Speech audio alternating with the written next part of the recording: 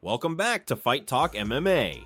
We've got a loaded lineup today, from Dricus Duplessis clapping back at critics to Tom Aspinall envisioning a knockout-heavy heavyweight bracket. But before we dive into the video, if you find this content valuable, please like, subscribe, and drop a comment. It truly helps keep our channel going. Dricus Duplessis recently took aim at Shara Bullet, who openly stated that he hopes Dricus loses his middleweight title. In a fiery response, Dricus made fun of Shara's crossed gaze and said he needs eye drops to see the real version of DDP. He also lumped Khamzat Shara and Shara together, suggesting they both lack vision, literally and figuratively, by saying they only have three senses between them: touch, smell, and sound. While some fans find the jab humorous, others feel it's an over-the-top dig that could lead to heated confrontations down the line. Still, Dricus seems unfazed by any criticism, doubling down on social media and promising even more fireworks in the near future. His clapbacks reflect a growing trend of trash talk in MMA, where fighters are unafraid to call each other out and create online buzz. Michael Bisping continues to show his fighter's spirit, dropping by Chito Vera's new gym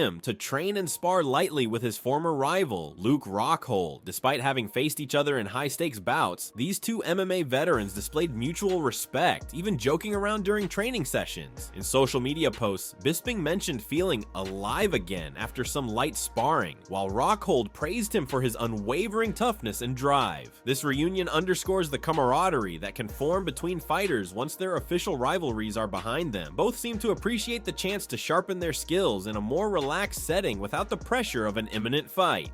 Fans find it inspiring that even after all the battles, major injuries, and retirements, these former champions keep testing their limits and passing on knowledge to younger fighters. So we're down here at Chito Vera's gym.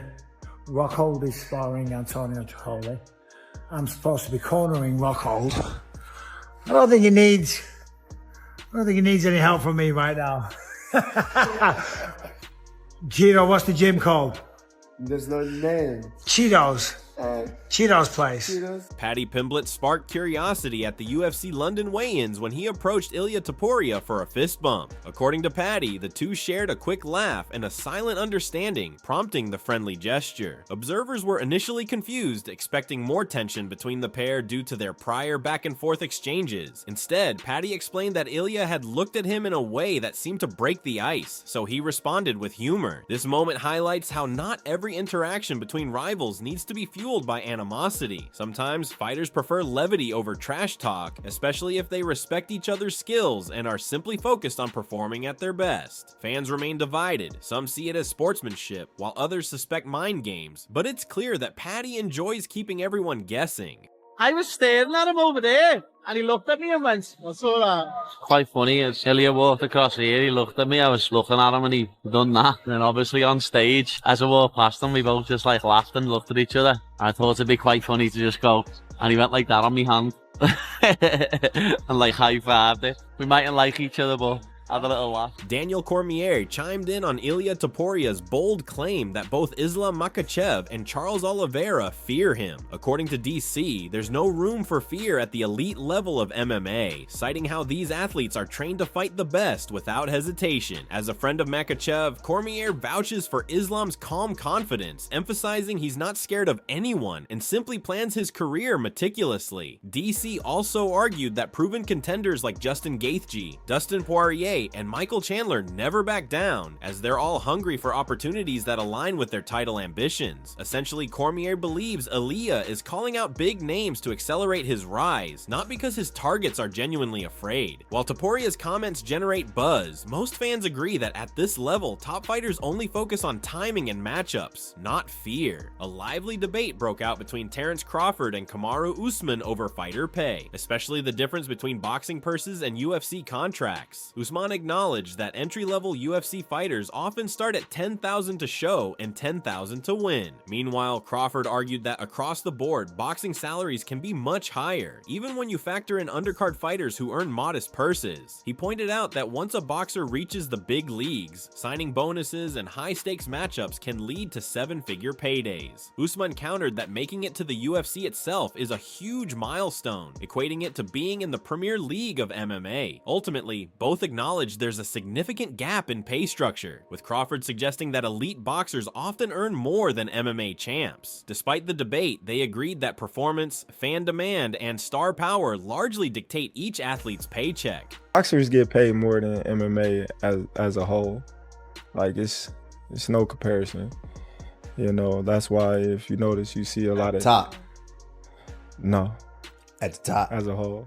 Johnny Walker shared his thoughts on the importance of stepping out of one's comfort zone in training. He believes that if you're the best in your gym and not getting challenged, you won't evolve as a fighter. Instead, Johnny suggests sparring against people who can out-grapple, out-strike, or push you to your limits, leading to continuous adaptation and growth. He even admits he wants to experience getting knocked down in practice because it helps pinpoint areas for urgent improvement. This mindset reflects how top-tier fighters approach progress, viewing setbacks as opportunities to sharpen technique rather than something to fear. By consistently seeking tougher training partners, you expose weaknesses, then work tirelessly to refine them. It's a philosophy that resonates with many in the MMA world, highlighting how genuine progress often comes from embracing adversity head on. Pressure make diamonds, right? And if you don't go out of your comfort zone, you're never gonna evolve, you know. You need good training, get your beat if you want to be champ, if you want to... Yeah, it's true. It's true. He don't know. If you're on the gym and you beat everybody, you're on the wrong gym, bro. Wow.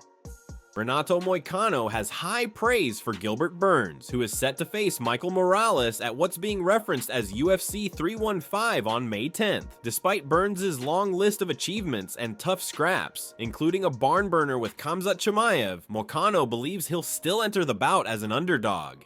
Given Burns' impressive record against top-tier welterweights, Moicano feels confident that betting on his friend might pay off handsomely. He also points out that Burns has fought through injuries, yet still managed competitive performances against elite opponents. Some fans think Morales' strong wrestling and striking could pose a serious threat, but Moicano argues that Burns thrives in high-pressure matchups and rises to big occasions. Whether it's grappling or striking, Gilbert has shown he can adapt quickly, making him a dangerous adversary for anyone standing across the cage. How good is Gilbert Burns, my brother? Right. How good? Sean Brady, he fought all the killers on this division. Yeah. Even Belal, he was with bad injury or something like that on the shoulder. So, man, Look what he did against Khamzat Shara. Exactly. It's Go ahead. unbelievable. It's Exactly. So unbelievable. Gilbert Burns, brother, I'm feeling pretty confident on his next fight. Yeah, I think he's going to be the huge dog. underdog. Tom Aspinall laid out a hypothetical 8-man heavyweight tournament, predicting which legends and current standouts would advance via knockouts. In his bracket, he envisions names like Stipe Miocic, Cain Velasquez, and Francis Ngannou battling for supremacy. Ultimately, Tom sees himself meeting Ngannou in the finals, fully expecting to earn a knockout victory. He reasons that he holds certain advantages in speed and technique that could offset Ngannou's power. Although some fans believe it's bold to assume he'd finish the hardest hitter in MMA, Aspinall maintains unwavering confidence in his skill set. This imaginative bracket isn't just for show. It showcases Tom's commitment to fight the very best, whether they're active or retired icons. For him, the dream scenario is to prove he can hang with legends of the past and present, solidifying his place in heavyweight lore. Aspinall or Stipe Miocic? Tom Aspinall. Francis Ngannou or Brock Lesnar? Francis Ngannou. It's me against Francis in final. I would say me. I just think I'm a little bit better.